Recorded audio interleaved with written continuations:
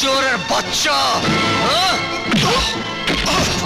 আমার বোনের যদি কিছু হয় তাহলে তোর শরীরের আমি এতগুলো টুকরো করব যেটা গুনতে তোর গোষ্ঠীর সারাটা জীবন কেটে যাবে। আয় আমার কাছে আয়। আমার জিয়া। আন্টি তুমি আজ কোর্টে যাওনি? না, তোকে ধরবো বলে বাড়িতে বসে আছি। আন্টি তুমি না কি বলছি কি মানে বলছি কি মানে মানে তোতলাচ্ছিস কেন? জয় কোথায়? বলতে পারি, কিন্তু কিন্তু কিন্তু কি? একদিন আমাকে রান্না করে খাওয়াতে হবে। আমি দেখবো কি কি রান্না শিখেছিস তুই। ঠিক আছে বাবা, আন্টি পরে বলবো। আগে বলো না জয় কোথায়? ও একটু কাজে গেছে, এক্ষুনি চলে আসবে। তুই বস না, আমি তোর জন্য চা করে আনি। বস।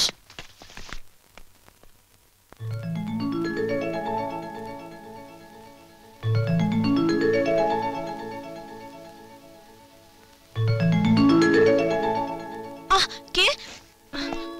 আমার ছবির দিকে ওভাবে তাকে কি দেখছিলে? চোখটা টেরা, ওটাই দেখছিলাম। ও আমিও তো দেখছিলাম। কি?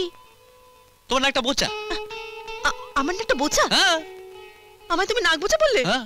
দাঁড়াও দেখাচ্ছি মজা। চাটা পড়ে যাবে, চাটা পড়ে যাবে। আন্টি ও আমায় নাক বোচা বলেছে। থাম থাম থাম। বেশ করেছি। চুপ চুপ কর। উফ, তোদের দুটোকে নিয়ে আর পারা যায় না। দাঁড়া, এরপর থেকে তোরা যাতে পাকাপাকি ভাবে রাত দিন এইসব ঝগড়াঝাটি মারামারি করতে পারিস, আমি তার ব্যবস্থা করছি। রহমান সাহেব, আমার নিজের বোন বলে বলছি না। আমার বোন রূপে গুণে আদব কায়দায় ওর তুলনা নেই। তাই আমার বোনকে পছন্দ করে যদি আপনারা এই বিয়েতে রাজি হয়ে যান তাহলে আমি নিজেকে ভাগ্যবান বলে মনে করব। এই কথা বলে লজ্জা দেবেন আব্দুল্লাহ ভাই। আপনার সাথে আত্মীয়তা করব এটাই তো আমার সৌভাগ্য। আমার একমাত্র ছেলে ফারুক কম্পিউটার ইঞ্জিনিয়ার, আমার পছন্দই ওর পছন্দ। কই সুরাইয়া মাকে একবার ডাকুন। এই যে কর্ণ, সুরাইয়া আমাকে ডেকে আনতো।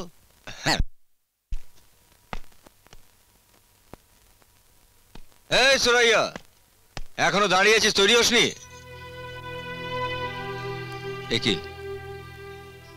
তোর চোখে জল কেন? আমাকে বাঁচাও দাদা, আমি জামানকে ভালোবাসি। বড় ভাইকে এই কথা বলিসনি কেন? আমার খুব ভয় করে। ভয়ের কিচ্ছু নেই, ওরা চলে গেলে বড় ভাইকে সব খুলে বলবি, বাকিটা আমি সামলাবো। চল চল।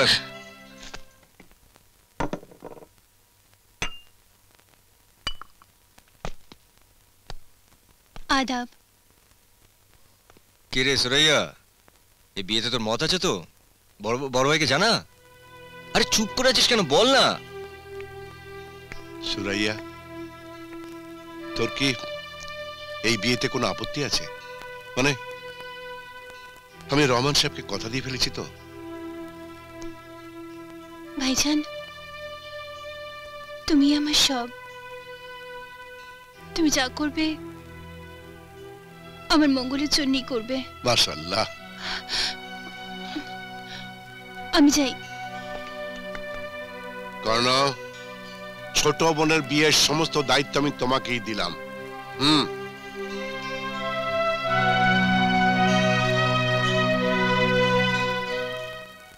তুমি আর আমাকে এভাবে ডেকো না সুরাইয়া, তোমার সাথে আমার আর কোনো সম্পর্ক নেই। এসব এসব কি বলছো কি তুমি? আমি সমাজে মুখ দেখাবো কি করে? ভাইয়া যখন জিজ্ঞেস করবে আমার গর্ভের সন্তানের পিতাকে, আমি কি পরিচয় দেব? কি পরিচয় দেবে তার আমি কি জানি? তোমার সাথে দুদিন ফুর্তি করেছি বলে তোমার পেটের সন্তানের দায়িত্ব আমায় নিতে হবে নাকি? এমন করে বলো না জামান, প্লিজ এমন করে বলো না। আমি তোমাকে ভালোবাসি, তোমাকে বিশ্বাস করে আমার সব কিছু তোমাকে দিয়েছি। প্লিজ নাটক করো না সুরাইয়া, জীবনটা নাটক নয়। কোনো ভালো ক্লিনিকে গিয়ে পেটের পাপটা পরিষ্কার করে এসো। জামান, যা টাকা লাগে আমি দেব। ভবিষ্যতে আমার সাথে আর কোনোদিন যোগাযোগ করার চেষ্টা করো না। জামান, জামান শোনো, শোনো।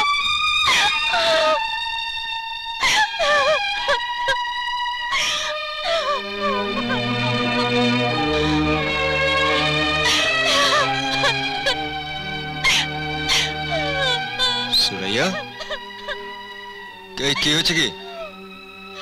আরে তোর দাদা এখনো বেঁচে আছে, বল না কি হয়েছে কি বল। দাদা, এখন আমি কি করব বলো তো? আমার ভীষণ ভয় করছে। ভাইয়া যদি সব জানতে পারে আমাকে মেরে ফেলবে। কর্ণ, তুমি সুরাইয়াকে নিয়ে জামানের কাছে যাও, ওকে সব খুলে বলো। জামানকে ভালোবেসে সুরাইয়া তো কোনো অপরাধ করেনি। কিন্তু ও তো আমার ভালোবাসাকে অস্বীকার করেছে, আমার গর্ভের সন্তানকে অস্বীকার করেছে। না দাদা, তুমি গেলে ও যদি তোমাকে অপমান করে। অপমান করুক, আমি আমার এই ছোট্ট বোনটার জন্য সব অপমান সহ্য করে নেব। তাতে যদি কাজ না হয় আমি আমার রূপ দেখাবো। মাথা গরম করে কিচ্ছু করো না কর্ণ, এটা কিন্তু সুরাইয়ার জীবন মরণের প্রশ্ন। জানি সুরাইয়াকে যদি সামান আজ স্বীকার করে নেয় ভালো, নইলে কিন্তু আজ আমার এই হাতটা থেমে থাকবে না। আয় কর্ণ, কর্ণ,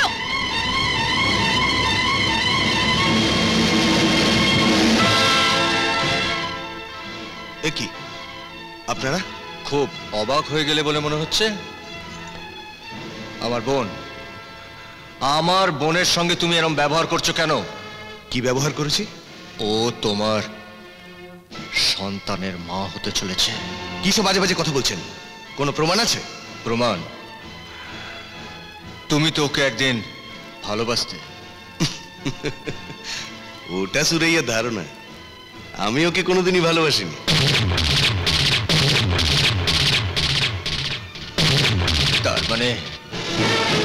তার মানে এতদিন তোমার ভালোবাসা মিথ্যে ছিল? আলবাত, ওর মতো মেয়ের সঙ্গে দু একদিন ফুর্তি ফার্তা করা যায়, শাদির কথা ভাবাই যায় না। বরং লাগে তো আমি কিছু টাকা দিয়ে দিচ্ছি। ঈশ্বরের বাচ্চা, আমার বোনকে তুই টাকা দিবি? আমার বোনকে তুই টাকা দেবে? ঈশ্বরের বাচ্চা! তুমি ওকে বেরো না দাদা, তুমি ছেড়ে দাও। অন্যায় আমি করেছি, প্রায়শ্চিত্ত আমি করব। তুমি চলো দাদা। আমার বোনের যদি কিছু হয় তাহলে তো শরীরের আমি এতগুলো টুকরো করব যেটা গুনতে তোর গোষ্ঠীর সারাটা জীবন কেটে যাবে।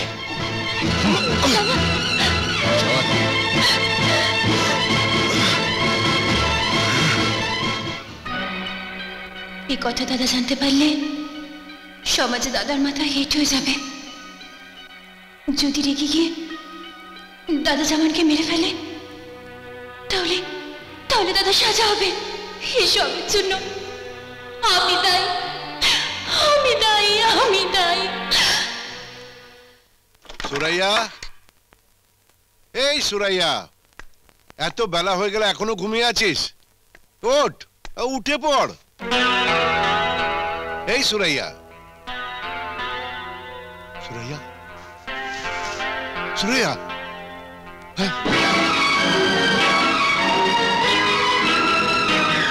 সুরাইয়া! বড় ভাই, রফিক, রফিক, আমার সুরাইয়া দুনিয়া ছেড়ে চলে গেছে,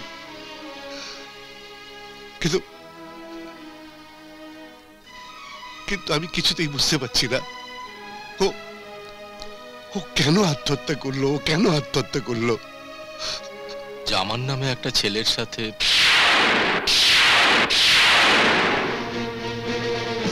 জামান?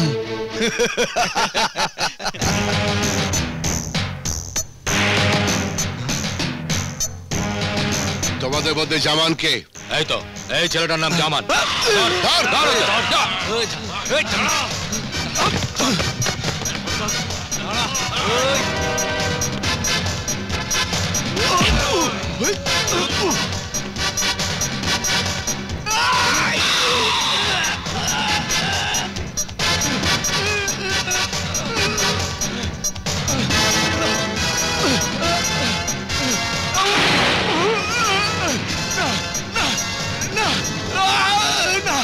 ওকে বেরো না!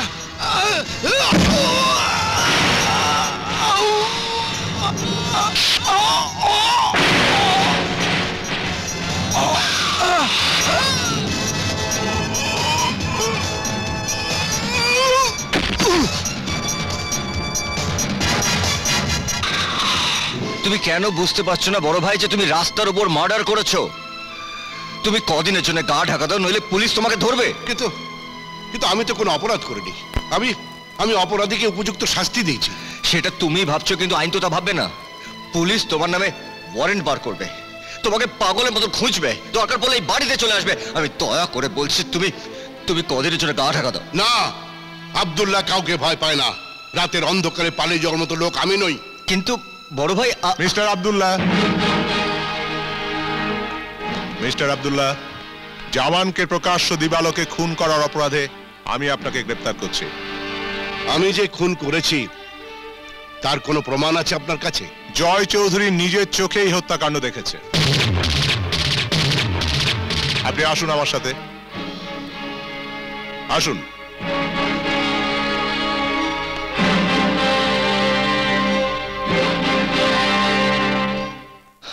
এরকম আরো অনেক সিনেমা দেখতে হলে ডাউনলোড করুন ক্লিক অ্যাপ।